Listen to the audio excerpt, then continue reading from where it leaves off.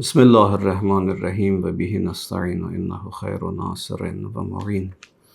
Həzrəti Hüseyn əleyhissalamın Məkkədən Kufiyə tərəf, Kərbəlaya tərəf istiqamət aldığı zamandan Kərbəlaya yetişdiyi zamana qədər bizlərə buyurduğu cümlələr və gözəl kəlamlar haqqında o kəlamların üzərində sözümüzü qururduq. Bir neçə gündür xidmətimizdəyik. Həzrət İmam Hüseyn əleyhissalam bu yerləri keçə-keçə gəldi bir Zul Husam adlı bir yerə çatdı. İndiki Səudiyyə Ərəbistanının ərazisindədir. Məkkədən Kufiyə, Kərbəlaya tərəf istiqamət götürdüyü yerdə bir mənzildir. İmam Hüseyn əleyhissalam ora çatdı və orada məşhur bir xutbə oxudu. Həzrət Hüseyn əleyhissalamın bu xutbəsi zaman-zaman Həzrət Hüseynin məramın müəyyən eləmək istəyənlər, onun məramını danışmaq istəyənlər, insanlara çatdırmaq istəyənlər bu xutbəyə çox istinad eləyirlər. Onlar bu xutbəni açıqlamağa çalışırlar və insanlara İmam Hüseynin məqsədini başa salırlar. Mən ilk öncə bir məsələni siz əzizlərə çatdırmaq istəyirəm.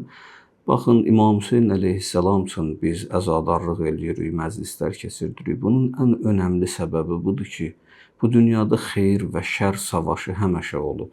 Bizim klassik ədəbiyyatımızda da var, dünya tarixi yaranandan bu günə qədər həmişə xeyir və şər savaşı dünya tarixində mövcud olub, qiyamətə qədər də mövcud olacaq. Bəzən şər qüvvələr, cinayət qüvvələri, şər qüvvələr, günah qüvvələri, ümumiyyətlə siz onun adını hər nə qoyursunuzsa, qəbahətçilər filanlar, bunlar dünyanı ələ almaq istəyiblər. Həmin zamanda Allah bəndələri, xeyir qüvvələri, bunlar zaman-zaman mübarizəyə qalxıblar və həqiqətin yaşaması üçün özlərini fəda eləyiblər. Bu bütün zamanlarda olub. Bu tək İmam Hüseyn əleyhissalamın zamanında deyil. Siz təsəvvür eləyin, İmam Əli ibn Əbi Talib əleyhissalam öz xəlifəlik dönəmində, xəlifəlikdən qabaq 25 illik sukut dönəmində, Peyğəmbərlə bərabər olduğu dönəmdə İmam Əli əleyhissalam nə qədər yaxın adamlarını əldən verdi, nə qədər yaxın adamları şəhid oldu. Bir dənə Misrin hakimiyyəti uğrunda Əmr ibn As Muhammed ibn Əbi Bəkri öldürtdürdü, şəhid elətdirdi. Malik Əşdəri şəhid elətdirdi. Əlinin ən sevimli adamları idi.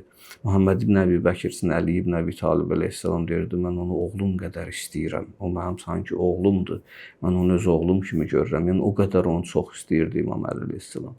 O zərbə İmam Əli əleyhissalama dəydi haqq yolunda, həqiqət yolunda. Ondan sonra Malik Əşdər Nəxəi, Əlinin ən sevimli sahabəsi, Əlinin ən sevimli dostu, ən böyük cəngavər, ən böyük sərkərdə, o da Misrin yolunda şəhadətə yetirildi Əmr ibn As tərəfindən. Təsəvvür edirsiniz, Hicr ibn Ədi, İmam Əli əleyhissalamın dostu, yaxını. Elə adamları Həzrət Əli ibn Əbi Talib əleyhissalam bu həqiqətin yaşaması uğrunda fəda elədi. Sonda da Əli ibn Əbi Talib əleyhissalam özü şəhadət şərbətini içdi. Yəni zaman-zaman Əhl-i Beyt və yaxud həqiqi insanlar, həqiqi kişilər, Əhl-i Beyt davamçıları, Əhl-i Beyt dostları, Allah bəndələri, peyğəmbərlər, bunlar hamısı həqiqətin yaşaması üçün bu aləmdə bizlər həqiqətin nə olduğunu başa düşək deyə gələcək nəsillər dünya əhli həqiqətin nə olduğunu başa düşsün deyə onlar özlərin və ətrafındakıları fəda eləməkdən belə qorxmayıblar, məhrumiyyətlər çəkiblər. Hamısını buna görə qatılaşıblar bütün bu zülümlərə, əzablara ki, istəyiblər insanlıq yaşasın, həqiqi insanlıq yaşasın. Çünki bilirsiniz, insanoğlu hər nə əldə eləyə bilir. Məsələn, insan səmada quş kimi uça bilir. İnsan suda balıq kimi üzə bilir. Sadəcə insan yer üstündə, yer üzərində insan kimi yaşamağı bacarmır. Hər nəyi eləyə bilir insan, qadirdir, əldə eləyir. Sadəcə bunun haqqında düşünmür ki, onlar yaxşı nailiyyətlərdir. Əsas mənim bu yer kürəsində yeridiyim yerin üstündə insan kimi yaşamağımdır. Bütün peyğəmbərlərin missiyası insanları insan kimi yaşamağı öyrətmək üçün onlar peyğəmbərliyə seçiliblər. Məsələn, peyğəmbərin ən böyük duası nə olub? Allahümmə ərinil əşyaə kəmahi. İlahi, varlığı olduğu kimi mənə göstər. Mən də bu insanlara varlığı olduğu kimi göstərim. Həqiqətin nə olduğunu, ilahi, mənə yardım et, mən bu insanlara həqiqətin nə olduğunu başa sala bilim. İmam Hüseyn əleyhissalamın qiyamın çox adamlar danışırlar, məramın çox adamlar danışırlar. Amma burada bir incə nöqtə var. Biz də danışırıq dəfələrlə, oxuyursunuz, araşdırırsınız. Bir incə nöqtəni heç vaxt unutmayın. İmam Hüseyn əleyhissalam bəşəriyyətə xidmət eləyirdi. Həzrət Hüseyn əleyhissalam həqiqətin, ədalətin, bütün gözəl dəyərlərin, prinsiplərin yaşaması üçün İmam Hüseyn əleyhissalam qalxmışdı, ayağa durmuşdu, öz ailəsin, ənsarın, yaxınların özü ilə bərabər götürüb bu şəhadət yoluna qədəm qoymuşdu. Bunların hamısının bir səbəbi var idi. O səbəb yalnız və yalnız həqiqətlərin hakim olması idi. Həqiqətlərin üzə çıxması idi. Ona görə İmam Hüseyn əleyhissalam zaman-zaman dayandığı yerlərdə insanlar üçün bu məsələləri vurğulayırdı. Deyirdi, mən niyə çıxmışam, niyə gəlmişəm. Bu Zuhusəm məntəqəsində İmam Hüseyn əleyhissalam dayandı, orada bir xutbə oxudu. Xutbəsində məhşur sözlər dedi. Məsələn, dedi ki, aləm dəyişib, dünya dəyişib. Dünyanı Allah bir cürə yaratmışdı. Bütün peyğəmbərlərin missiyası islahdır da Quran məntiqində. İn uridu illa islah. Bizim məsələn Şüeyb peyğəmbərin dilindən, başqa bütün peyğəmbərlərin dilindən həm Quranda, həm hədislərdə keçir ki, onların məqsədi, missiyaları islahdır. İslah nədir? Mövcud bir şey mövcudiyyət tapdıqdan sonra iflasa uğrayır, fasidləşir, dəyişdirilir. Həmən vaxtı bir qrup insanlar qalxırlar, həqiqət olan bir şey ki, dəyişib yalana çevrilib, onu qaytarıb təzədən həqiqət eləmək istəyirlər. Bu olur islah. İslahkarlıq bu demək. Bütün peyğəmbərlər xarab olmuş cəmiyyətləri, iflasa uğramış cəmiyyətləri, fəsada uğramış cəmiyyətləri yenidən bərpa eləmək üçün peyğəmbərliyə seçiliblər. İmam Hüseyn əleyhissalam öz missiyasını belə vurğulayır. Mən çıxmışam li tələbil islah fi ümməti cəddi. Mən çıxmışam cəddimin ümmətində islahat aparmaq üçün. Artıq ümmət fəsada uğrayıb. Mən istəyirəm bu insanlığı geri qaytaram, insanlığı qazansınlar. Cəmiyyət insanlığı yaşaya bilsin. Mən ona görə xuruc eləmişəm, ona görə çıxmışam. Və orada İmam Hüseyn əleyhissalam o məntəqədə dayananda Həzrət vurğulayır dünyanın dəyişməsini. Yəni dünya gözəldir axı, dünya pis deyil. Dünya Allah bəndələrinin ibadət elədiyi yerdir. Dünya bizə bir fürsət verir ki, biz dünyanın vasitəsilə axirət əldə edək. Amma bəzən dünya çevrilir, axirət üçün dünya əkin sahəsi olmaqdan axirət dünyaya qurban verilir. Harda ki, dünya axirətin yolu kimi, körpüsü kimi, əkin sahəsi kimi. Məsələn, Mövlana deyir ki, dünya nədir deyir? Gəmi ilə, kəşti ilə su misalın, gəmi ilə su misalın vurur Mövlana. Deyir ki, su dünyadır, gəmi insanoğludur. Elə ki, dünya, yəni gəmi suyun üstündə olsa, yəni insanoğlu gəmiyə bənzədilir, dünya suya bənzədilir. Gəmi suyun üstündə olanda su gəmiyə dəstəkdir. Su olmasa gəmi hərəkət eləyə bilməz, bir yerdən bir yerə gedə bilməz. Deməli, nə qədər ki, su gəminin altındadır, gəmi suyun üstündədirsə, onda su gözəldir və dəstəkdir gəmiyə. Amma birdən su gəlsə, gəminin içinə dolsa, onda o üçün həlakət vasitəsidir, təhlükədir. O gəminin yox olmasına, nabud olmasına səbəb olacaq. Misal vurur, deyir, dünya və insanın misalı da belədir. Nə qədər dünya sənin əlindədir, sən ondan vasitə kimi istifadə edirsən, o dünya sənin üçün səadətlər və xoşbəxtliklər gətirəcək. Sən onun vasitəsilə axirət qazanacaqsan, dünyada xoşbəxt olacaqsan, əbədi axirətdə xoşbəxt olacaqsan. Amma elə ki, sən dünya səni idarə eləməyə başladı, o suya bənzəyəcək ki, gəminin için götürüb gəmini batırır. Həmən vaxtı dünya səni batıracaq. İmam Hüseyn əleyhissalam həmən məntəqədə durur Zuhsəmdə, insanlara bunu önə çəkir. Deyir, bilirsiniz necə oldu? Bugünkü zamanda zamanı pisləmir İmam Hüseyn əleyhissalam. Deyir, amma bugün zaman biraz dəyişib. İnsanlar zamanda təsir edirlər, zamandan pis istifadə edirlər. İmam Hüseyn əleyhissalam bu buyruğunda çox gözəl vurğulanır. Məsələn, bəzən biz görsən deyirik, zamanə körlanıb. Zaman pisdir filan. Əli əleyhissalamın hədisdə keçir ki, heç vaxt zamanı söyməyin, zamanın nə günahı var. İnsandır zamanı dəyişir, insandır dünyanı dəyişir, dünyanı aludə eləyir. Ondan sonra dünya da onu məhvə uğradır, dünya da onu həlakətə uğradır. Siz bir dənə baxın, məsələn, Yezid ibn Muaviyyə İmam Hüseyn əleyhissalamı şəhid elədi, Ənsarın özünün ailəsini şəhid elətdirdi. İmam Hüseyndən sonra Yezid 3 il yaşamadı. Mən 3 il yaşadı. Yəni, baxın, bütün o zülümkar xəlifələr ki, var idilər Həzrət Hüseyn əleyhissalamın dövründə. Onların çoxu heç 50 yaş yaşamayıblar. 50 yaşdan qabaq dünyalarını dəyişiblər. Məsələn, Əmr As, Əli ibn Əbi Talibin o böyük sərkərdələrini öldürən adam orada heç hakimiyyət eləyə bilmədi özü Misirdə. Sonra dünyasını dəyişəndə ətrafındakılara dedi, siz üçün hər nə eləmişəm. yığdı bütün ənsarın, qohum-əqrəbasını, dedi, siz üçün hər nə eləmişəm, sizə görə imanımı yandırmışam, sizi vəzifələrə qoymuşam. İndi ölürəm, yığışın, qoymayın məni ölməyə. Onlar dedilər, bu ölüm hətmidir, axı bizdən qabaqçılar da ölüb, peyğəmbərlər, imamlar da ölüb. Biz necə sənin ölümünün qarşısını ala bilərik? Orada dedi ki, Allah Əli ibn Əbi Talibə rəhmət eləsin. Ey kaş mən də Əli ibn Əbi Talib kimi bu dünyamı Əli kimi yaşatdırardım, dünyamı Əli kimi yaşayardım. İndi İmam Hüseyin əleyhissalam baxır, deyir, dünya dəyişilib. Nə mənada? Dünya bizə xidmət eləyib axirəti qazandırmalıydı axı. İmam Hüseyin buyurur ki, elə bir zamanda gəlmişik, elə bir zamanda yaşayırıq. Zamanın insanı zamanı dəyişib, dünyanı dəyişib. İndi dünya vasitə kimi çevrilib insanlara zülm eləmək üçün, insanların haqqını tapdalamaq üçün. Artıq dünyadan ki, xeyir istifadələr olmalıydı, dünyadan şərr istifadələr olur. İmam Hüseyin əleyhissalam həmən məntəqədə bütün gücün toplayır və bütün fikrin toplayır, bütün məntiqin, hikmətin 5 dənə təməl prinsiplərin üstündə qurur və insanlara çatdırır. Bir, deyir, dünyanı dəyişmisiniz, təğyir eləmişsiniz, tənkir eləmişsiniz dünyanı. İnnə dünya təğəyyərat və tənəkkərat. Siz tənkir eləmişsiniz dünyanı, dəyişmişsiniz bu dünyanı. Dünya sizə xidmət eləməkdir. İndi sanki su gəminin içində dolub onu batırmaq istəyir. Vurğuluyur ki, mən istəyirəm bu dünyanı islah eləyəm. İnsanların dünyaya baxışını dəyişəm, qaytaram sevgili Peyğəmbərimizin zamanı. Bu birinci vurğusu. İkinci buyurur ki, bizdə bir məruf var, bir münkər var. Yaxşı işlər var, bir də pis işlər var. Peyğəmbərin zamanında və bütün peyğəmbərlərin zamanında insanoğlu ümumiyyətlə yaxşını sevməlidir, pisə tənəffür eləməlidir, nifrət eləməlidir. Məsələn, düz danışmaq yaxşıdır, yalan danışmaq pisdir. İnsan düz danışmaqdan zövq almalıdır, yalan danışmağa nifrət eləməlidir. İndi birdən gələr biz elə bir cəmiyyətdə ola bilərik ki, İmam Hüseyin əleyhissalamın zamanında belə idi. Məsələn, bugün də var belə məsələlər. İnsanlar yalan danışa bilməyən adama deyirlər avamdır, o yalan danışa bilmir, o bacarmır. Hiləgər olmayan adama deyirlər o avamdır. Gərək biraz indiki zamanda hiləgər olasan, yalanı da bacarmalısan. Görürsən, münkərdir axı, yalan münkərdir, hiləgərlik münkəratdır, yəni olmaz, pis işlərdir. Amma düzlük, sadəlik, yaxşılıq, təmizlik, bunlar bəyənilmiş xüsusiyyətlərdir. İndi bəyənilmiş xüsusiyyətlər pislənirdi İmam Hüseyin əleyhissalamın zamanında.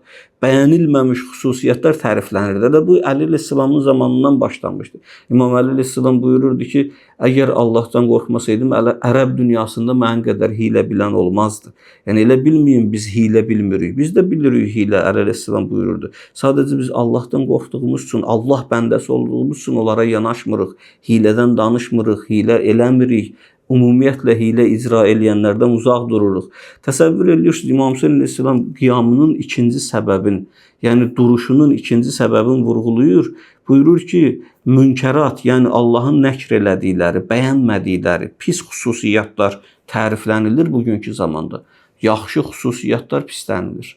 Yaxşı xüsusiyyətlər təriflənməlidir əslində. Yer dəyişilib, yer dəyişilib. İnsan üçün bəzən elə eləyirlər, gətirirlər, hər nəyi adiləşdirirlər.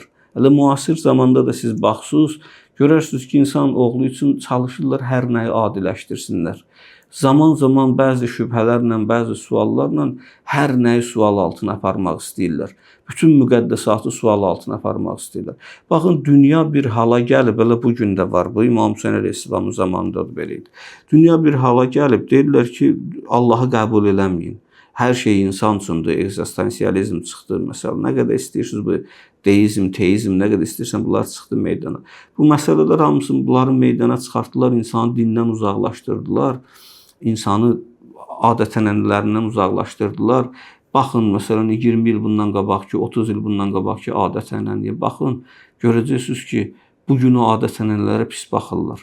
Məsələn, necə ki, 30 il bundan qabaq geyinən paltarlar, dəblər, insanlar onları bəyənmir. Bugün baxanda həmən çəkilişlərə, kadrlara gülürlər, gülüş obyekti kimi görürlər. Həmən vaxtın mədəniyyətin də bugün gülüş obyektinə çeviriblər. Çox maraqlıdır. Görün, nə hala gətiriblər cəmiyyətləri, dünya belədir. Tək bizim cəmiyyətdə deyil. Dünya belədir, dünyanı bir hala gətiriblər. Dünyada yaxşılıqlar, pislik və gülüş obyektinə çevrilib yaxşılıqlar. Amma məsələn siz baxın, Mən baxıram, bəzən görürəm tənqidçilər var bizim yazıçılarda, yaxud keçmiş yazıçılarda, hətta molla obrazında mollanı tənqid eləyirlər, müsəlmanı tənqid eləyirlər, dindarı tənqid eləyirlər, tənqid adında təhqir eləyirlər, nə qədər istəyirsiniz. Belə məsələlər zaman-zaman olub, adını da qoyublar ziyalı. Güya bu adamlar ziyalıdırlar. Mən də bəzən düşünürəm, deyirəm, axı bunlar ziyalıdırsa, bunlar öz adət-ənənələrin bu qədər pisləyirlərsə, keçmişdə yüz illərlə bunların dədələrinin, babalarının yaşadığı adət-ənənəni bu gün bunlar bu cür gülüş obyektinə çeviriblərsə, məsxərə obyektinə çeviriblərsə, bəs bunlarla görəsən İqbal Lahuri kimilərin fərqi nədir? Niyə oldu ki, Pakistandan bir publisist, bir şair, bir yazıcı çıxdı İqbal Lahuri adında, durdu dedi ki, şeir yazdı bir dənə. İqbal Lahurini xahiş edirəm, bizi dinləyənlər, izləyənlər oxuyun İqbal Lahuri haqqında. İnternetdə onun bəzi yazıları türk dilində də var. İqbal Lahuri yazdı ki, siz ki görürsünüz, qərb dünyası bu qədər inkişaf eləyir, bu qədər öndədir. Siz bəlkə elə bilirsiniz ki, onlar paltarlarının formasına görə elə inkişaf eləyiblər. Yoxsa elə bilirsiniz, onlar bir müəyyən yemək yeyirlər, ona görə inkişaf eləyiblər, içkilər içirlər, ona görə inkişaf eləyirlər. Yoxsa elə bilirsiniz ki, onların boyunun formasına görə, çəkilərinin formasına, yaşadıkları mühitə görədir, bəlkə elə bilirsiniz. Onlar o qədər texnologiyada, o sahədə öndədirlər. Xeyr, bunlar buna görə deyil. Bu ağıllandır və savadlandır. Sən də ağlını işə salmalısan, savadlanmalısan və onların bəlkə elə düşünürsünüz, dinlə mübarizə apardıqlarına görə inkişaf eləyirlər, dindən kənara çıxdıqlarına görə inkişaf eləyirlər, paltarlarının formasına görə inkişaf eləyirlər. Bunların heç biri deyil, yalandan bizi alladırlar. Elə bilirlər, din uzağa qoyuldu, dindən insanlar canını qurtardılar, uzaqlaşdılar, ona görə inkişaf elədilər. Din bizi elmə sürükləyir, yönləndirir. Quran-ı Kərimin ilk ayəsi bizə oxu əmri ilə başladı. İqra bismi rabbikəl-ləzi xalaq. Xalaqal insana min ələq. Oxu, səni xəlq eləyən Allahın adı ilə oxu. Quran bizi elmə həvəsləndirdi, elmə tərəf yönləndirdi. Deməli, İqbal Lahuridir ziyalı. Biz bəzi məsələlərdə inhitat var bizdə, bəzi məsələlərdə geridəyik, qərb dünyası bizdən qabaqdadır. Biz bu geridə onlardan olmağımızın çox məsələlərdə biz onlardan öndəyik. Onların bir məsələdə hansısa texnologiyada, məsələn, inkişaf sahəsində bizdən qabaqda olmaları səbəbini araşdırmaq lazımdır. Bunun səbəbi bizim adət-ənənələrimiz deyil, bizim dinimiz deyil, bizim ailə gələnəklərimiz, ailə bağlantılarımız deyil. Bizi o sahədə onlardan arxada saxlayan, geridə saxlayan məsələ bizim özümüzə qayıdır, dinimizə qayıtmır. Din bizə deyir, oxuyun, biz oxumağa üstünlük vermirik. Biz elə bilirik ki, biz adət-ənənəmizdən əl götürsək, biz də inkişaf edəcəyik o məsələlərdə. Yəni, demək istəyirəm ki, ziyalı axtarırıqsa, ziyalılıq öz adət-ənənəsini təhqir eləməklə, tənqid eləməklə olmur. Əsrlərlə bir xalqın yaşadığı bir mədəniyyəti sual altına aparmaq ziyalılıq deyil. Ziyalı İqbal Lahuri kimilərdir, bütün dünya onlara baş əyir. Bütün dünya onları tərifləyir. Ziyalı bugün də sözü yeni olan, təzə olan Füzulidir. Ziyalı bugün də yeni olan sözü İqbal Lahuri kimilərdir. Bunları araşdırmaq lazımdır. Biz sadəcə elə bilirik ki, bəzi məsələləri onlarda o var. Məsələn, qərbdə münkəratı, pislikləri sevmək filan belə şeylər. Biz də onları eləsək, biz də önə gedəcəyik. Yox, o ilə adam qabağa gedə bilməz. Elmə yönlənmək lazımdır, ağla üstünlük vermək lazımdır. İmam Hüseyn əleyhissalam önə çəkir. İkinci məsələ ki, bizim qiyamımıza buyurur, səbəb oldu. Budur ki, yaxşılıqlar pis görsədilirdi, pisliklər yaxşı görsədilirdi. Yaxşı xüsusiyyətə malik olan adamları geridə qalmış kimi görürdülər. Artıq yavaş-yavaş bu siyasət orada yürüdülürdü. Sonra buyurur, üçüncü məsələ haqqı insanların unutmasıdır. İnsanlar haqqı unudurlar, haqqı gizlədirlər.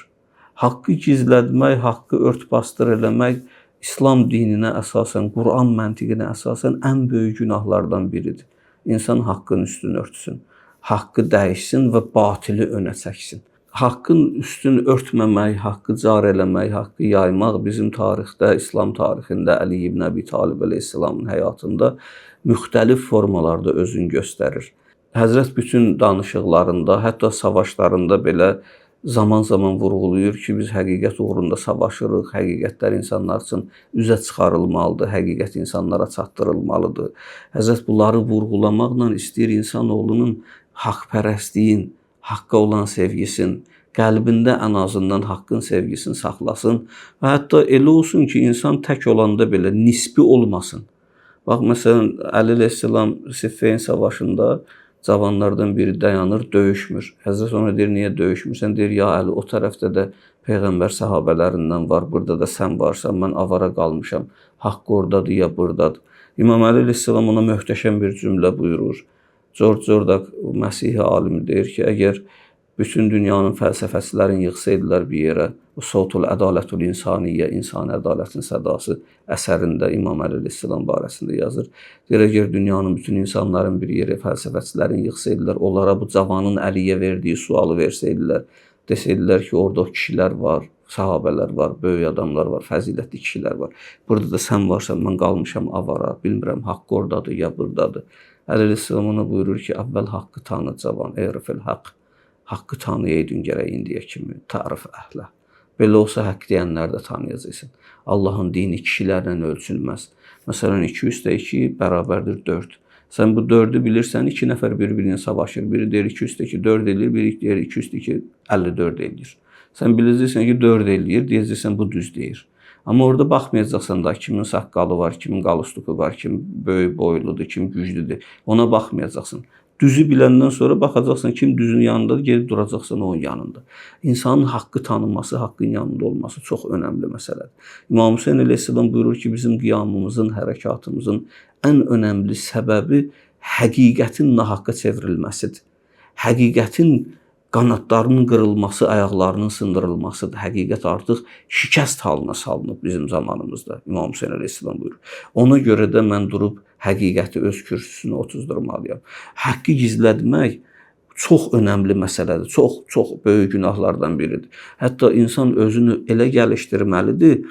Haqq məsələsində heç vaxtı gərək sənin kiminləsə, heç vaxtı gərək sənin kiminləsə salam əleyküm, dostluğun, tanışdığın səbəb olmasın ki, sən kiminsə haqqına girəsən. Haqqa girmək İslamda bağışlanılmır. Heç vaxtı bağışlanmır. İslam dini o qədər hüquq məsələsini riayət elətdirir. Məsələn, deyirsən bir miniyin üstündəsən, bir heyvanı minmisən, atı minmisən, gedirsən bir yerə, birdən yolda sənə dostun rast gəldi. Deyir, atın üstündə dayanıb o ilə çox kefin soruşma, əhval porsiya eləmə, çox dayanma. Əgər dayanıb danışacaqsınsa, atdan düş yerə. O heyvanla yerimək üçün minmisən ona. Dayanıb onun belində oturmaqla ona əziyyət eləmə, onun haqqına girmə. İslam dini heyvanın hüquqlarını bu qədər qoruyur. Deyirsən, bir yerdə ev tikirsənsə, həmən ev tikdiyin yerdə bir ağac varsa, sənin evə mane olursa, evin tikintisinə, sənə icazə verilmir, Peyğəmbər buyurur, o ağacı oradan kəsməyə. Baxın, görün, nə qədər İslam bitki hüquqları, insan hüquqları, heyvan hüquqları, İslam dinində en qədərdir bu məsələlər, doludur. Sadəcə biz hüquqları riayət eləməməklə özümüzdə çətinliyə sallıq, zamanımızda çətinliyə sallıq. Sevgili Peyğəmbərimizin haqq nəvəsi canişini İmam Hüseyn əleyhissalam buyurur ki, mənim qiyamımın 3-cü səbəbi ki, orada açıqlayır, həmən yerdə, müxtəlif yerlərdə başqa səbəblər də deyib. Burada dediyi səbəblərdən, buyurduğu səbəblərdən biri də budur ki, haqqə əməl olunmur, batilə əməl olunur. Və sonra nəhayət nəticələri alır İmam Hüseyn əleyhissalam.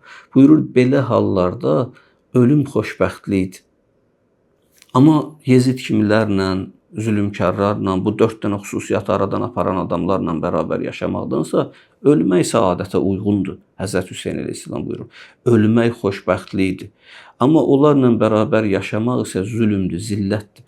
İmam Hüseyn əleyhissalam öz qiyamının bütün səbəblərin bu cümlələrdə açıqlayır. İndi bəzi adamlar dururlar, deyirlər ki, heç bilmirlər nəydən danışırlar. Bu dini yanaşma çox önəmli məsələdir. Mən bizi izləyənlərdən hamınızdan xahiş edirəm. Bu məsələləri öyrənin, dəqiqliyi ilə öyrənin və insanlara bunu dəqiqliyi ilə çatdırın. İmam Hüseyn məclislərinə gedirsiniz. Sizdən bir qonşunuz soruşar, ev əhli soruşar, başqası soruşar. Deyər, siz bu məclisə niyə gedirsiniz? Siz bunların fəlsəfəsini özünüz üçün müəyyən eləyin. İmam Hüseyn məclisi sadəcə gedib orada Hüseyn demək üçün deyil. Siz İmam Hüseyn əleyhissalamın qiyamının səbəblərini araşdırın, bunları öyrənin. Siz görəcəksiniz ki, İmam Hüseyn əleyhissalam insanlıq naminə ayağa durub. Çox adamlar var, hətta mən görürəm bəzən İmam Hüseyn əleyhissalam haqqında yazı yazıb. Adam elə qiyamın hədəfini başa düşməyib. Yazı yazıb. Adam İmam Hüseyn haqqında danışır, 1 saat ona vaxt verdin, İmam Hüseyn əleyhissalamdan danış. O 1 saat danışacaq, sən başa düşməyəcəksən ki, bu qiyamın hədəfləri nədir? İmam Hüseyn niyə qiyam elədi? Niyə yaşadı? İmam Hüseyn əleyhissalam niyə əsrlərdir insanlar, kainat İmam Hüseyn üçün qan ağlayır? Hələ bunu başa düşməyəcəklər. 1 saatda danışsa, 2 saatda danışsa sən başa düşməyəcəksən nə oldu. Mən bir dəfə bir nəfərlə İmam Hüseyn əleyhissalamın qiyamı barəsində müzakirələr eləyirdik, müzakirə aparırdıq.